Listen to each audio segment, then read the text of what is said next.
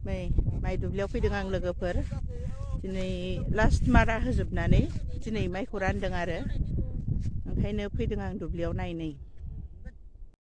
उधर देखिए लेबर लोग काम कर रहे हैं।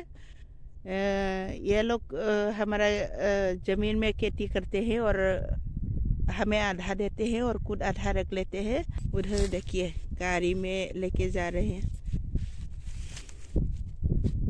हम सब लोग काट चुके हैं लेकिन किसी किसी का है अभी भी।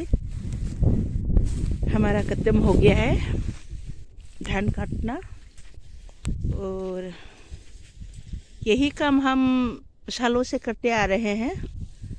हम खेत में आने से बड़ा मज़ा आता है और खेत में काम करना हमें बहुत अच्छा लगता है।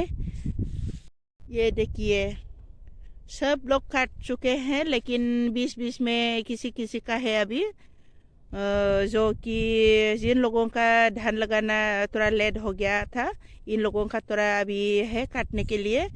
लेकिन इस साल बहुत ज़्यादा बारिश हुआ था हमारे यहाँ, इसीलिए खेती को बहुत नुकसान किया है। ये देखिए आप लोग। और मुझे खेत में आने के लिए पहले से ही मैं खेत में आने से बहुत मज़ा आता था। हम लोग धान लगाते थे खेत में, जो लोग काम करते थे किसान, इनको हम घर के भाई लोग, घर के नौकर लोग, तो हम चाय देने के लिए जाते थे, खाना देने के लिए जाते थे खेत में काम करने से।